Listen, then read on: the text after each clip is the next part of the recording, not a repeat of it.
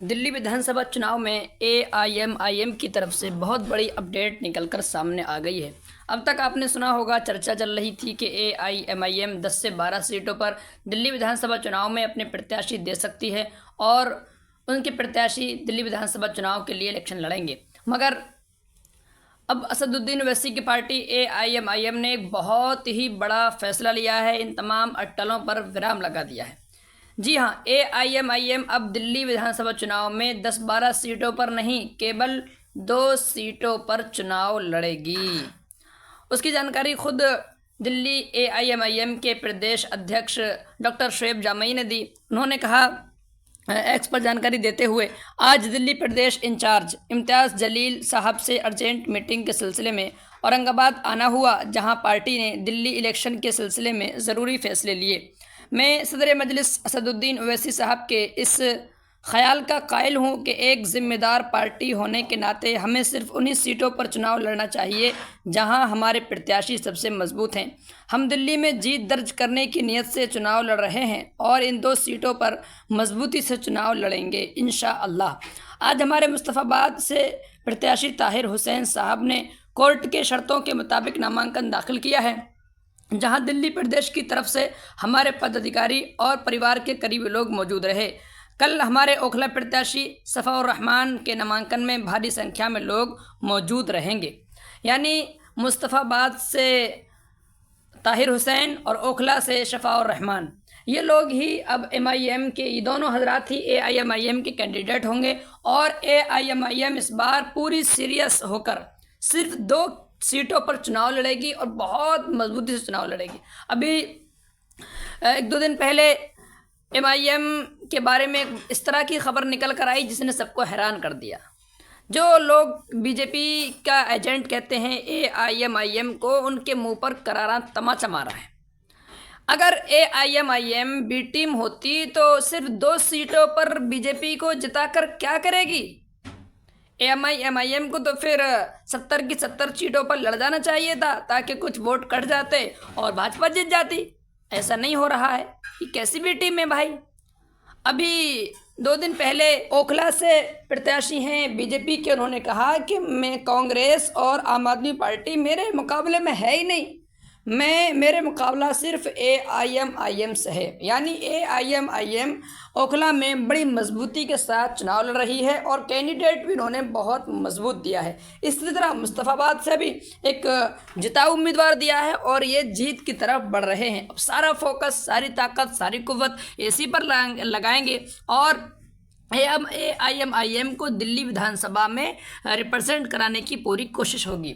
शफ़ाउर रहमान कोई आम आदमी नहीं है, बल्कि ये पुराने नेता हैं, छात्र राजनीति से जुड़े हुए हैं। इसके अलावा मुस्तफ़ाबाद के जो प्रत्याशी हैं ताहिर हुसैन, वो काउंसलर रह चुके हैं।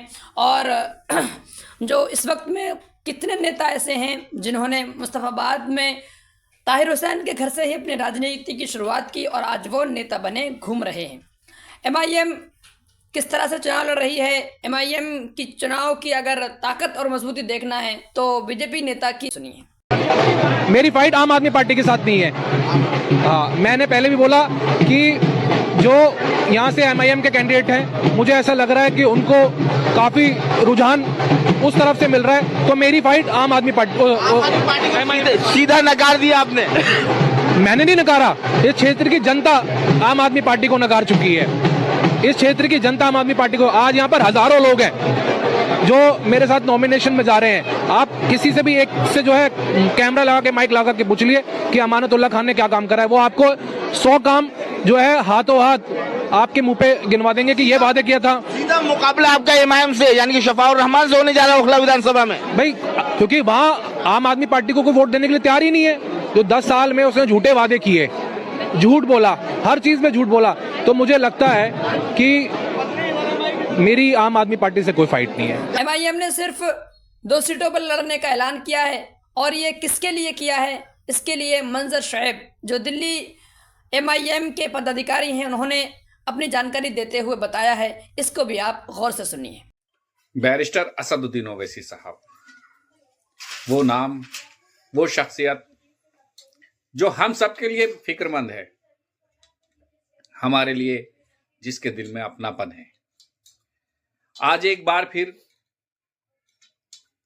आप ही लोगों के हक में फैसला लेते हुए और अपने जज्बातों को दबाते हुए एक बड़ा फैसला लेते हुए कि दिल्ली के अंदर मैं गारंटी के साथ कहता हूं कि 10 से 12 कैंडिडेट होने के बावजूद बैरिस्टर असदुद्दीन ओवैसी साहब ने आप लोगों के हक में फैसला लेते हुए एक बार लोकसभा में लिया था और दूसरी बार अब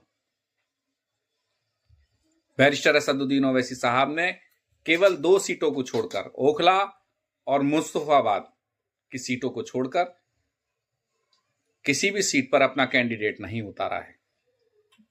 यह उन लोगों को जवाब है जो एमआईएम को बी टीम कहते हैं। बैरिस्टर असदुद्दीन ओवैसी साहब चाहते तो सारी सीटों पर अपना कैंडिडेट उतार सकते थे, लेकिन उन्होंने कहा कि जहां पर हम मजबूत हैं हम केवल वहीं पर अपना कैंडिडेट लड़ाएंगे, जहां से हमें यह लग रहा है कि हम जीत सकते हैं केवल वहीं अपना कैंडिडेट लड़ाएंगे। बैरिस्टर असदुद्दीन ओवैसी साहब के फैसले का हम इस्तकबाल करते हैं और हम उनके हर फैसले का सम्मान करते हैं। इम्तियाज जलील साहब और बैरिस्टर साहब और दिल्ली के प्रदेश अध्यक्ष डॉक्टर शोएब जमाई साहब ने जो फैसले लिए हैं पार्टी के हक में, वो काबिल तारीफ है और उन बी टीम वालों को मुंह तोड़ जवाब है जो कहते हैं कि एमआईएम वोट काटती है। करावल नगर से कैंडिडेट था, बाबरपुर से कैंडिडेट था, सीलमपुर से कैंडिडेट था, तिमारपुर से कैंडिडेट था, सीमापुरी से कैंडिडेट था। इसके अलावा भी और कई सीटों पर, एक ये कृष्णा नगर सीट पर कैंडिडेट था। इन सीटों पर कैंडिडेट होने के बावजूद एमआईएम ने यह फैसला लिया है, बैरिस्टर असदुद्दीन ओवैसी साहब ने यह फैसला लिया है कि हम केवल उन्हीं सीटों पर लड़ाएंगे जहां हम मजबूत हैं और जीत सकते हैं। आपके फैसले को सलाम। टीम कहने वालों, अपनी जबान को लगाम दो और बैरिस्टर असदुद्दीन ओवैसी साहब को सलाम दो। इससे पता चला कि एआईएमआईएम किसी को हराने जिताने के लिए नहीं, बल्कि मुसलमान कौम को, मुसलमानों को राजनीतिक मजबूती देने के लिए, हिस्सेदारी दिलाने के लिए, मजलूमों का हक दिलाने के लिए लड़ती है और लड़ रही है। और ये बात मुसलमानों को अभी तक समझ में नहीं आ रही है। जिस दिन समझ में आ गई, जिस तरह नीतीश कुमार हमेशा से बिहार में एक ऐसी पॉलिटिक्स चलते हैं, चाहे भाजपा की सीटें ज़्यादा आएँ, आरजेडी की सीटें ज़्यादा आएँ, मुख्यमंत्री वही रहते हैं और अपने समाज का जो भी वो करते हैं करते चले जाते हैं। जिस तरह से दूसरे प्रदेशों में जो अपनी राजनीतिक समझदारी का सबूत देते हुए अपने आप को ताकतवर बनाए हुए हैं, ऐसे ही एआईएमआईएम भी मुसलमानों की मजबूत एक विकल्प के तौर पर उभर के आई है और रहेगी। बस ये है कि मुसलमान अगर समझ गए, उनके पास मौका है, दिल्ली, बिहार, इसके अलावा दूसरे प्रदेश भी।